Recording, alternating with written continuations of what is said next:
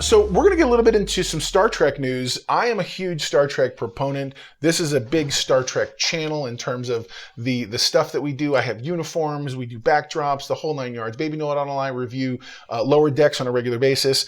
So the topic that we're talking about is because it's all part of the awards and kind of dovetails into it.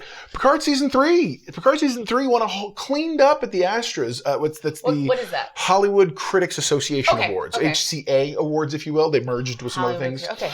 And so, and you had Terry Matalas, who won best writing in a drama series, a streaming series, and it's so amazing to see that it's just amazing for me to see that they are recognizing the what I consider the genre stuff, and I'm really excited about it.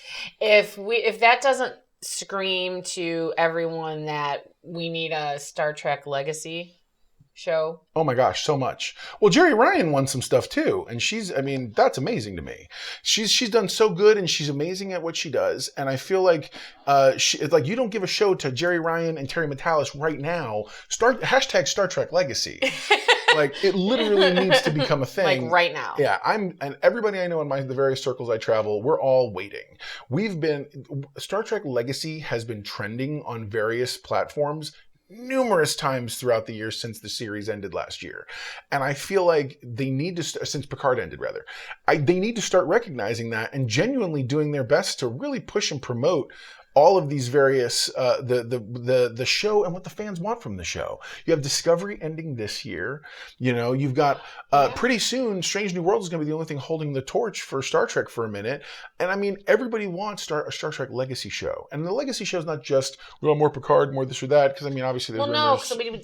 I don't think we'll get any of that. I think it will literally be the 3 that we saw left on the bridge. I think so too. I don't think they're not going to go too far back. But I think it would give them a good opportunity to explore some of those things, revisit some characters, show us the odds and ends that haven't been talked about much, tell us what's Deep Space Nine doing, what's happening, how are these other, revisit in a similar fashion to what we did, I think.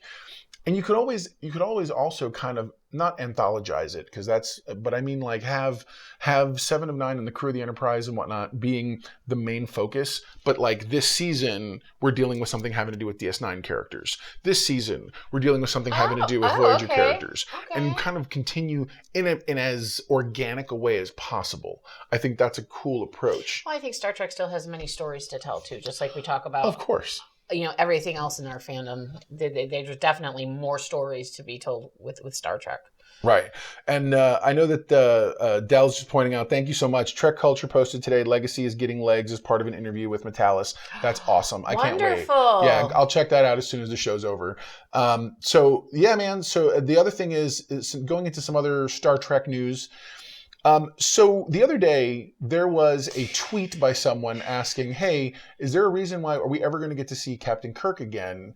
And William Shatner responded, and he posted a picture. He's like, well, to get your answer, take a look at the promotional material on Paramount Plus. There's obviously no sign of Kirk. Okay, so what does that mean?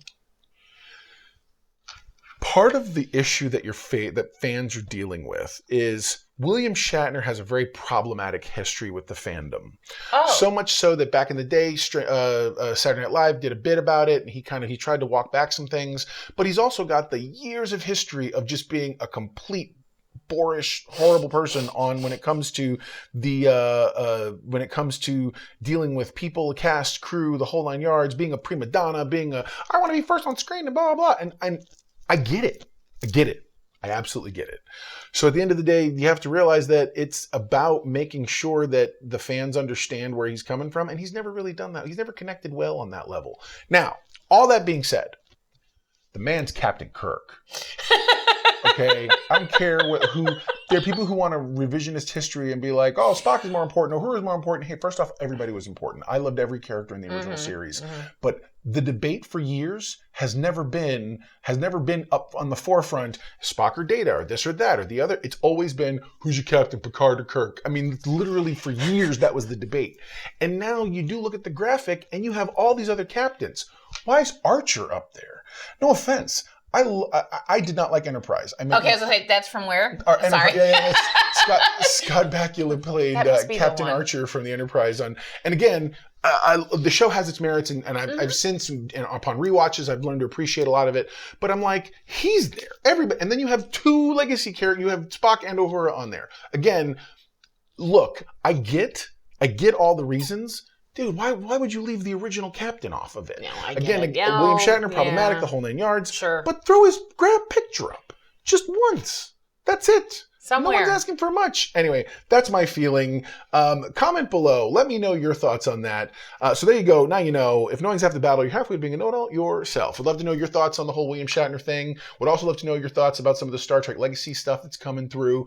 Definitely jump down in the comments. Let's have that discussion.